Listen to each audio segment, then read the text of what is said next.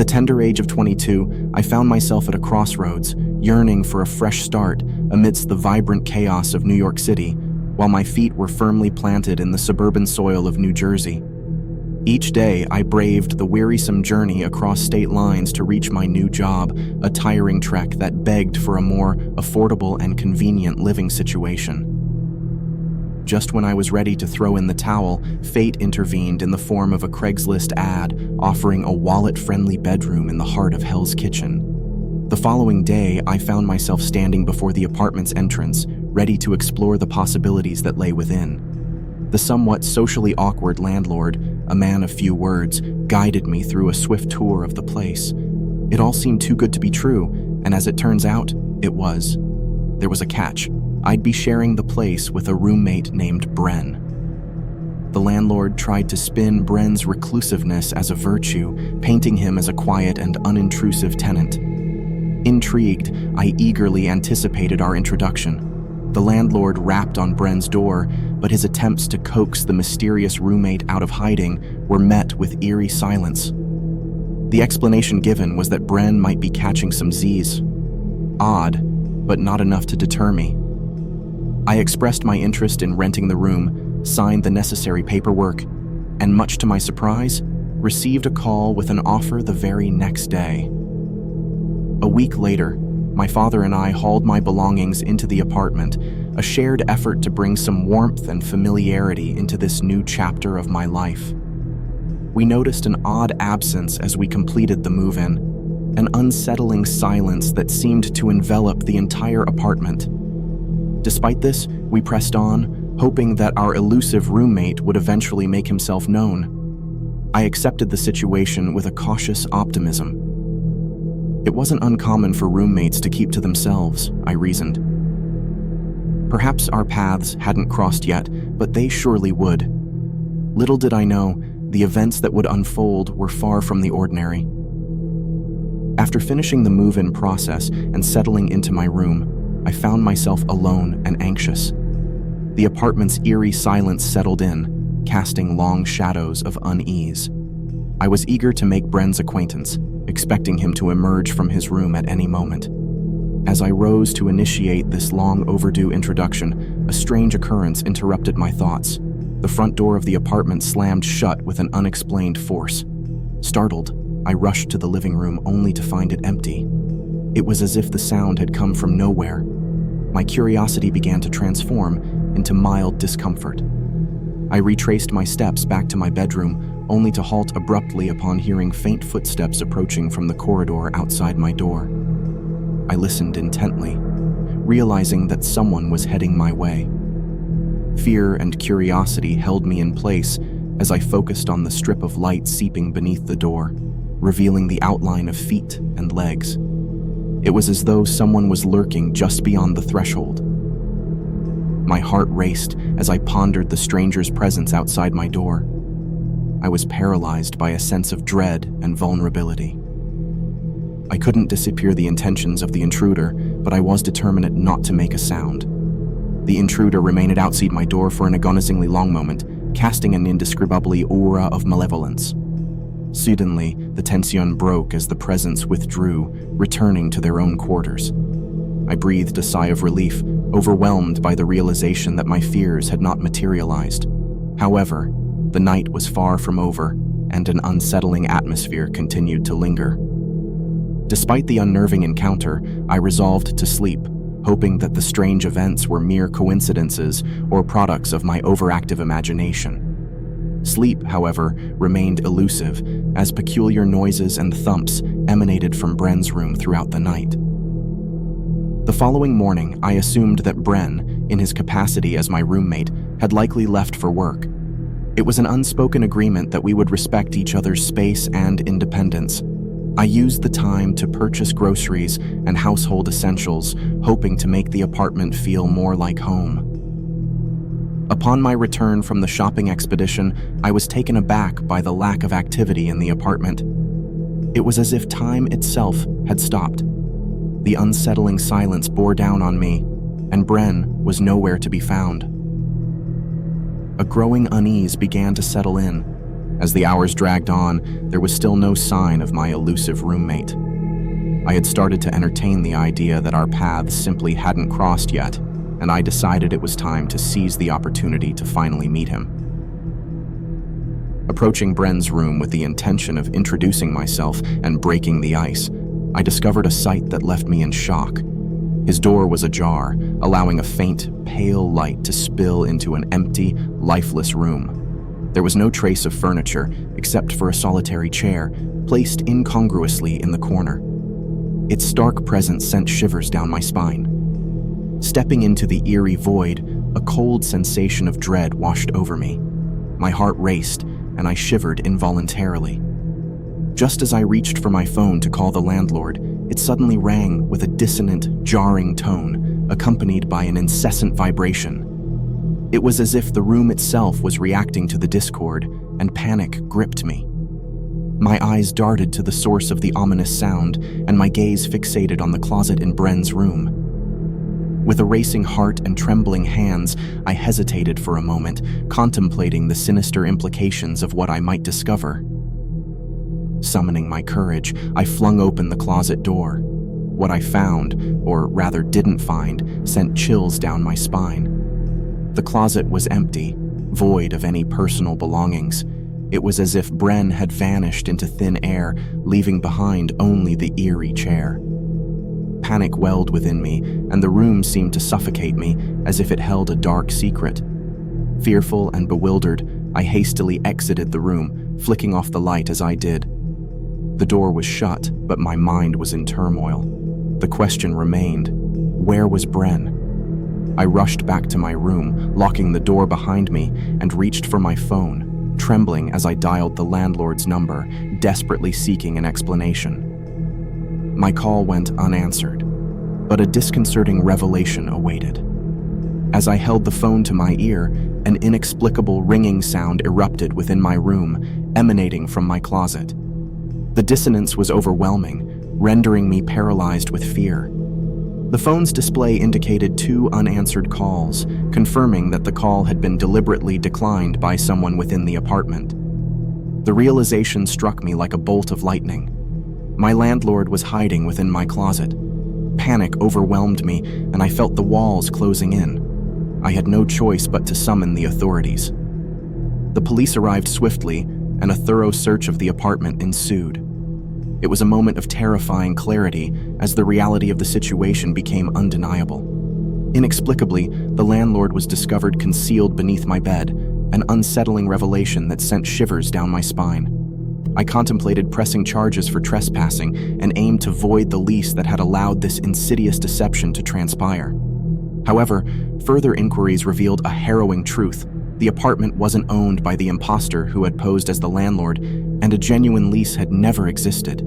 The extent of the deception left me reeling. The chilling ordeal served as a stark reminder that darkness can lurk in the most unexpected corners of the seemingly ordinary.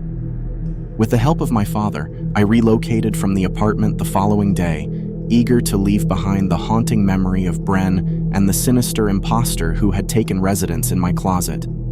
A new apartment beckoned, promising a fresh start. The unsettling events of my brief stay in Hell's Kitchen were a stark reminder that evil can wear many faces and hide in the most unexpected places. An initially harmless Craigslist ad had led me into a chilling labyrinth of deception, treachery, and fear. As I embarked on the arduous process of settling into my new home, I remained haunted by the unsolved mystery of the enigmatic Bren. In the eerie corridors of a psychiatric ward, it was the year 2014, and I found myself committed due to a suicide attempt. I was a 19-year-old woman grappling with a tumultuous past of bipolar medication and the throes of substance abuse, intensified by my first year in college, a newfound taste of adult freedom that sent my life spiraling into chaos. As I checked into the adult ward, I was confronted by the daunting prospect of sharing a room with a complete stranger of the same gender. It was a strange place, devoid of proper introductions and plagued by ineffective management. The doctors and nurses seemed more concerned with prescribing medications than providing genuine care and support. The night I arrived, I was led to the room I would share with my new roommate. A middle-aged Hispanic woman stood before me, staring at the floor in eerie silence. She offered no response to my hesitant greeting, and I observed her tattoo, an unsettling depiction of a baby-faced red devil, an image that resonated with me as a disturbing omen. The first night passed much like those that preceded it in psych wards, uneventful, save for the distant murmurs of my silent roommate. While we lined up for our bedtime medications, the adjacent ward erupted into chaos. Residents banged on the glass door, their screams reverberating through the hallways. One man wore a chilling smile as he slammed his bald head against the window while others leaped and shrieked wildly. This was unlike any previous experience I'd had in psychiatric facilities. I had grown accustomed to disruptive behavior and confrontations, but this display was different. I was now surrounded by adults whose minds had deteriorated over the years, each struggling with their unique brand of mental illness. Their unpredictable outbursts made me uneasy, and I couldn't shake the feeling of dread. As the night deepened, I found myself in that hazy state of half-wakefulness, just before consciousness fully returned. It was then that I sensed something pulling me from my slumber, a sensation of tiredness laced with confusion. My eyes remained closed as I grappled with the oppressive weight bearing down on my forehead. I could feel beads of sweat trickling down my face, and the mounting pressure was suffocating. Fighting the urge to open my eyes, I clung to the blurred threshold between sleep and wakefulness. Suddenly, I was jolted into stark awareness. My roommate loomed over me, her gaze locked with mine, her hand pressed against my forehead. Her other hand clenched into a fist, resting on her chest, while her unintelligible words cascaded from her lips in what I could only assume to be tongues. Her eyes were blank, devoid of emotion or reason. A deep-seated panic seized me as I lay paralyzed, unsure of how to react or what her next move might be. The room was empty, the only witnesses the two of us. I feared for my safety, my mind teeming with uncertainties about her intentions and how far she might go. Her incoherent chanting accelerated, her voice growing louder and more erratic. I was drenched in sweat, anxiety consuming me.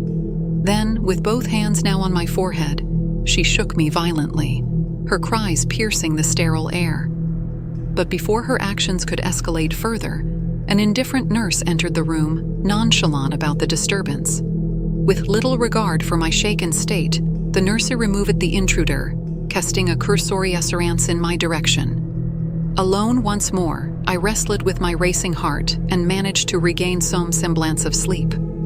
The following day, the mysterious woman had seemingly vanished, and I was able to leave the ward, grateful to escape the chilling incident. That unforgettable night served as a stark reminder to me, a lesson etched in terror, prompting me to manage my mental well-being. My struggles were real, but witnessing the depths of others' torment magnified the importance of maintaining stability in my life. To this day, I occasionally wake in the dead of night, gripped by lingering anxiety. The memories of that fateful night, the chilling encounter with my disturbed roommate, haunt me. Yet they serve as a stark testament to the fragility of the human mind, urging me to tread cautiously on the path of my own mental well-being. In the remote outskirts of a small town, not too far from the eerie expanse of a chicken farm, a Zillow ad caught my eye, offering a shared apartment that seemed like an irresistible deal. The lure of convenience and affordability was too strong to resist, and in no time, I moved into the furnished space. My landlord, Ben, was a mysterious character in his 70s, and there was an enigmatic air about him. Our arrangement was pretty informal, with rent paid on a weekly basis, which made him seem more like an odd roommate than a traditional landlord. The house was filled with curious relics from his past, hinting at an old-fashioned demeanor. Given my humble background, it was a fortunate find. Nights were marked by the never-ending clucking of chickens from the nearby farm, but I got used to the eerie atmosphere. That was until one night, when I was rudely awakened by my bedroom door creaking open. A thin beam of light pierced the darkness, casting a foreboding silhouette. It was Ben, standing there in the doorway, a presence that sent shivers down my spine. His voice, gruff and hoarse, emerged from his trembling lips. "Stay out of the basement," he ordered, his tone heavy with an unspoken threat. It was a bizarre command, considering I had no intention of venturing into the basement in the first place. My protests fell on deaf ears, and he left, leaving me to mull over the strange encounter. I tried to shrug it off as one of the eccentricities of living with an elderly roommate, but the unease still lingered in the corners of my mind. Ben's erratic behavior raised an unsettling question. What dark secrets lurked beneath the floorboards of our shared home? The next day, with Ben out of the house, an irresistible urge drove me to explore the enigmatic basement, fueled by my neighbor's cryptic warning. As I descended the wooden steps into the dimly lit space, I fumbled for the light switch, hidden in the shadows. What I saw was unsettling, a seemingly ordinary basement. But curiosity got the better of me, and I stumbled upon a concealed door tucked away in a corner with a strange rubber sealant keeping any telltale odors from escaping into the rest of the house. This peculiar detail piqued my curiosity, and as I opened the door, my world unraveled. What lay behind that door was a grotesque nightmare, a horror etched in blood stains on the cold, concrete floor. Dark bags were strewn in the corner, ominously stretched as if they concealed lifeless bodies or something equally macabre. The room reeked of decay and despair, a haunting, sickening odor that engulfed me. I gagged, the bile rising in my throat as I struggled to make sense of the gruesome scene. A surveillance camera perched ominously in the corner, focused on a sinister workbench. My terror solidified, and I managed to snap a chilling photograph of the room as evidence before hastily retreating. The ghastly encounter shattered my illusions of a quiet life with a quirky roommate. Panic coursed through me, and I knew what I had to do: escape. Swiftly, I gathered my belongings and stuffed my clothes into a garbage bag, fully aware that Ben's return was imminent. Nerves ablaze, I listened to the unmistakable slam of the front door downstairs. With bated breath, I kept my cool, trying to mask the anxiety that was tearing me apart. Ben's descent into the basement was a harbinger of dread, and I seized my chance for escape. As I reached my car, I sped away, putting as much distance as possible between me and that cursed house. 15 miles of road stretched ahead, with uncertainty lingering in the rearview mirror. It was then that I shared the gruesome photograph with my brother, seeking his counsel. My brother was horrified and chastised me for not immediately contacting the authorities. He recognized the gravity of the situation. Without hesitation, I dialed 911, urging them to get a search warrant for Ben's residence and investigate the basement thoroughly. In my statement, I emphasized that I was just a temporary tenant who had accidentally stumbled upon the dreadful scene. Hours later, a representative from the sheriff's department arrived at my brother's farm, where I had sought refuge. I provided them with my identification and every detail I knew about the ordeal. Law enforcement confirmed that Ben had been apprehended while disposing of damning evidence from his sinister basement. My suspicions were validated, and justice had been served. The specifics of the investigation and the horrifying contents of those black bags were not disclosed to me, but it was clear that the horrors concealed in that room were of the most unspeakable nature. The deputies expressed their gratitude for my involvement and left. With a profound sense of relief, I continued my life, my faith in humanity shaken but intact. It was a dark chapter in my life, one that had exposed the malevolence lurking beneath the surface of an innocuous facade. I had escaped with my life, bearing witness to the grotesque truth concealed within the walls of a seemingly ordinary house, now forever haunted by the sinister secrets of Ben's basement. 2 years ago, I embarked on a new chapter of my life when I moved into a seemingly ordinary apartment. Little did I know that this would soon become a nightmarish descent into a world of dread and paranoia. The apartment had thin walls, and due to the stringent fire safety laws of my city, my bedroom was bereft of any window with direct outside access. Instead, it had one that led into the living room, a detail that would soon take on a sinister significance. The apartment had 3 bedrooms in total, one for myself, one for the master tenant, and a spare room, which, at the time, was inhabited by a rather amiable guy. However, our peaceful cohabitation took an abrupt turn when the friendly roommate, facing visa issues, had to move back to Canada with only 2 weeks' notice. Left with a tight timeline to find a replacement, we turned to the quickest and easiest solution, Craigslist. Owing to my demanding work schedule, I was not actively involved in the selection process. But when the new tenant moved in, I couldn't shake the feeling that something was off about him. He was an imposing figure, towering in stature, yet his demeanor was exceedingly quiet. Although he didn't strike me as the kind of person I'd go out of my way to befriend, I figured we could coexist with polite civility. For the first 2 weeks, everything remained relatively uneventful. However, around 4 days into the master tenant's month-long trip to Hawaii, a sinister undercurrent began to seep through our daily lives. I was roused from my sleep one morning at 8 a.m. by frantic pounding on my bedroom door. When I opened it, I was met with the wild-eyed gaze of my roommate, whom we'll refer to as Kyle.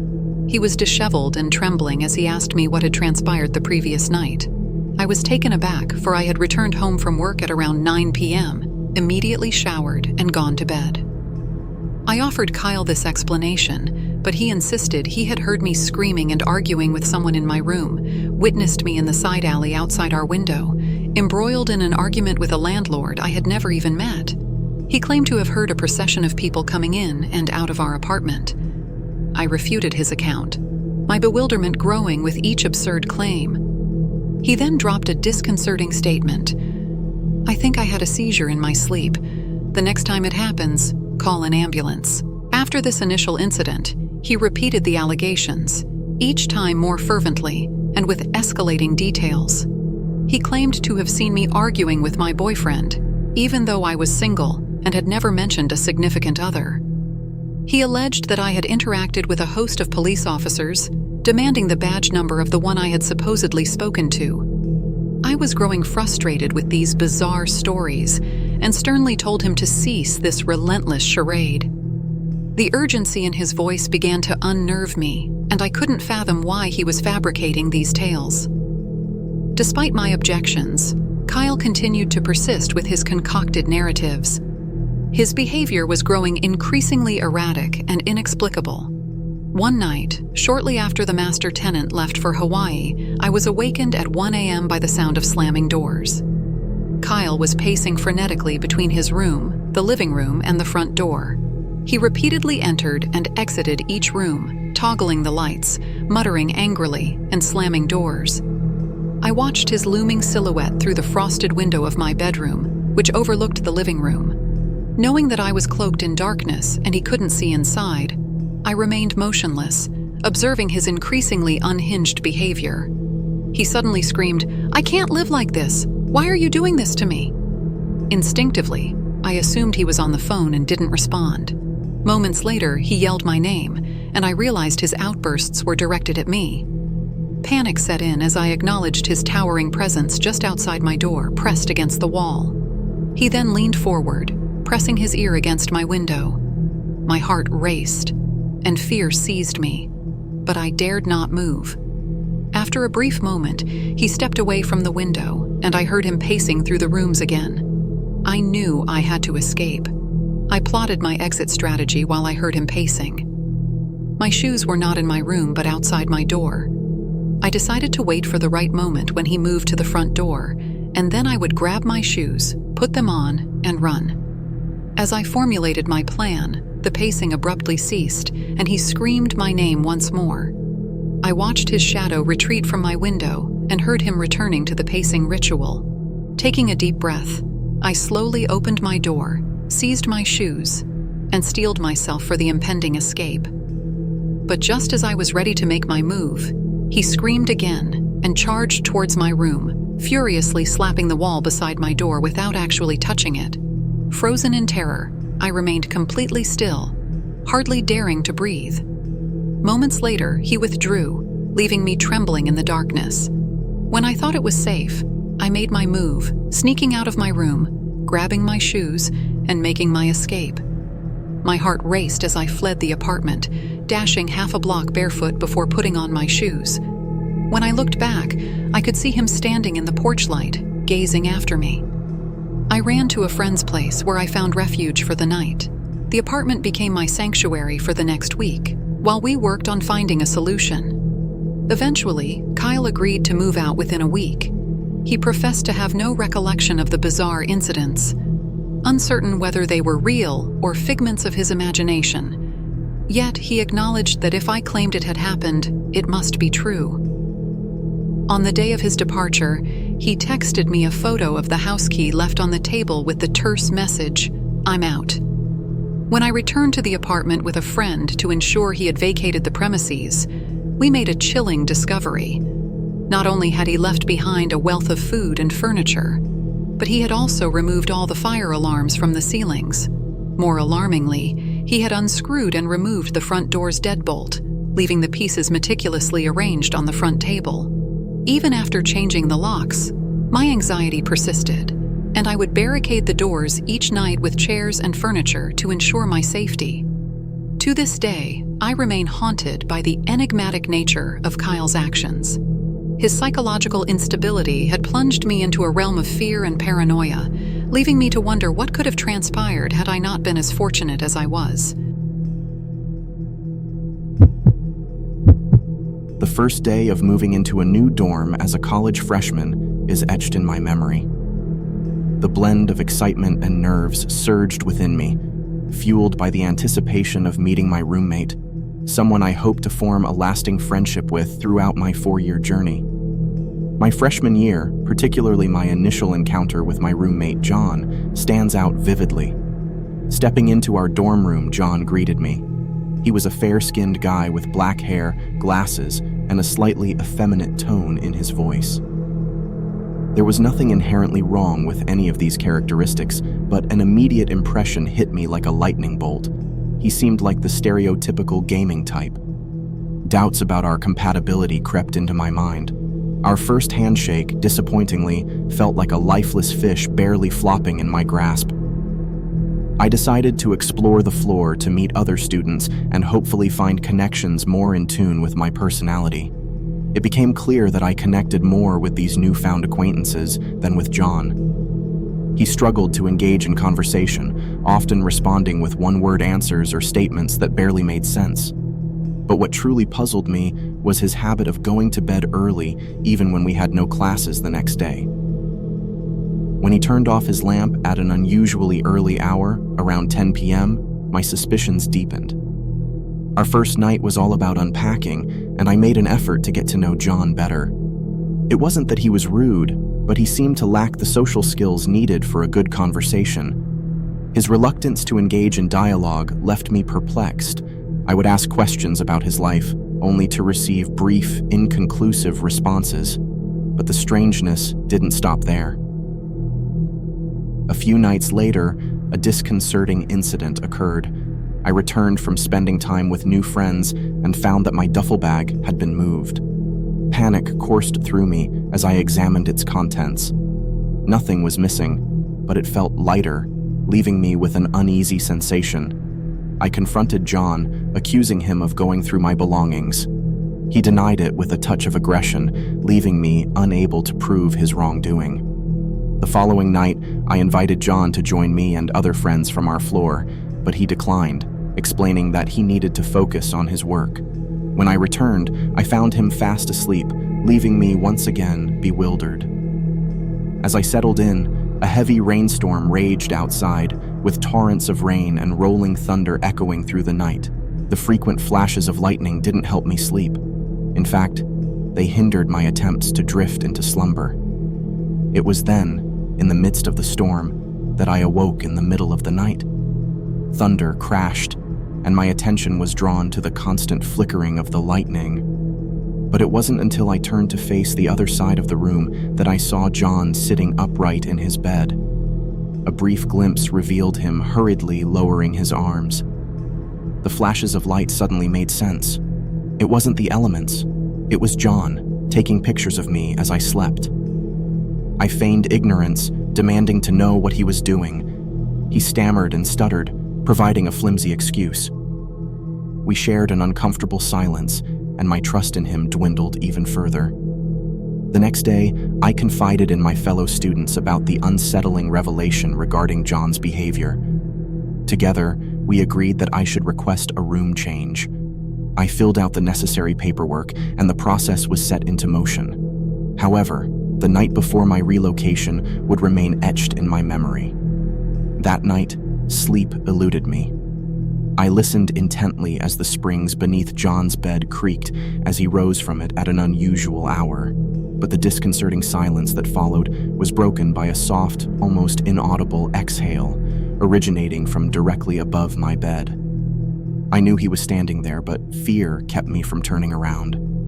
Within a minute, the springs creaked once more as John retreated to his bed, and I spent the rest of the night in eerie silence. The following day, my roommate was replaced by a more conventional and pleasant individual. It was a welcome breath of fresh air.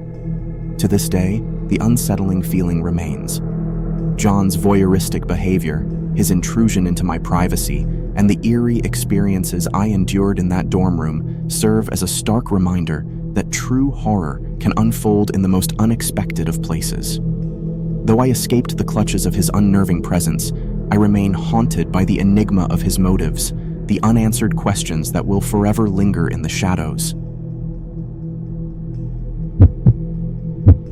As I embarked on my college journey, it meant leaving behind the comforts of my hometown and venturing into the unknown. The college I attended didn't have dormitories, but they offered apartments close to campus. With limited finances and a strong desire to make new friends, I decided to go for one of these apartments, mainly because of the roommate matching service they offered.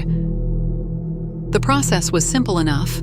I filled out a questionnaire about my demographics and interests, and the service promised to pair me with compatible roommates.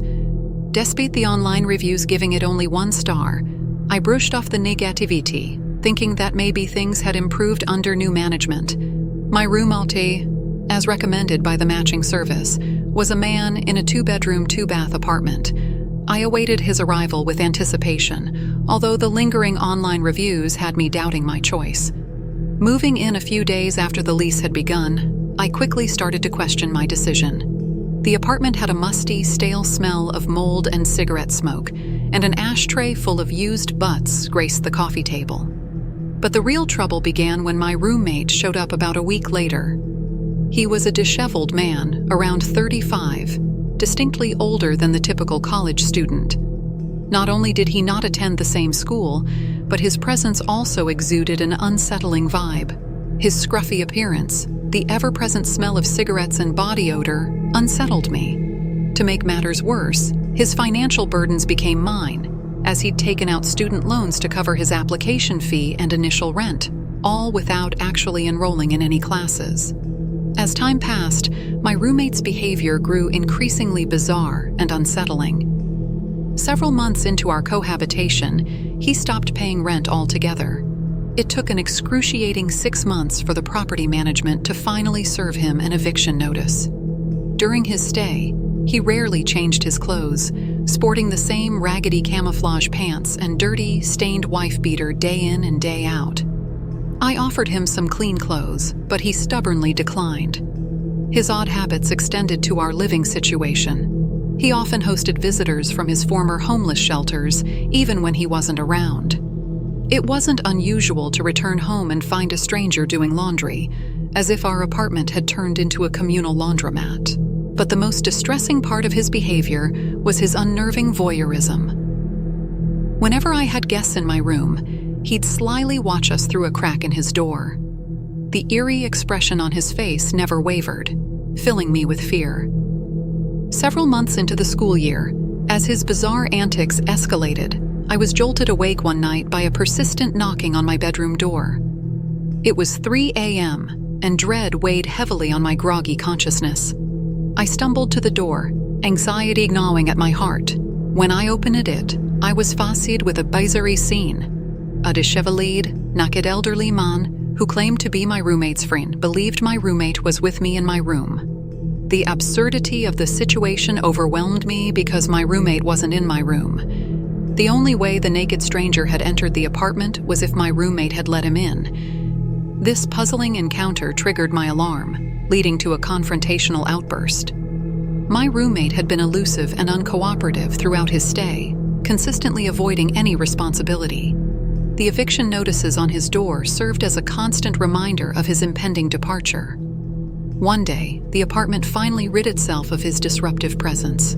I believed the nightmare was over, and I could hope for a new roommate more compatible with my age and interests. Weeks passed, and the apartment remained calm and undisturbed.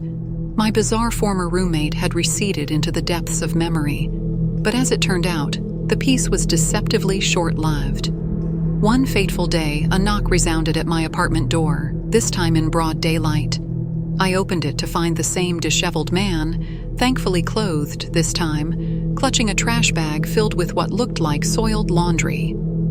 He claimed to be my former roommate's friend and requested access to the washer. This bizarre situation persisted, and I firmly denied him entry, locking the door behind me.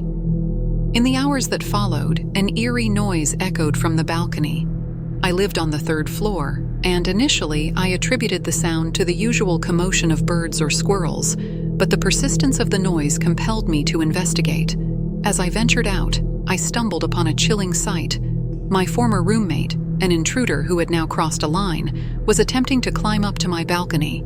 Convinced that I was about to call the authorities, he fled before they could arrive, leaving behind a trail of unease.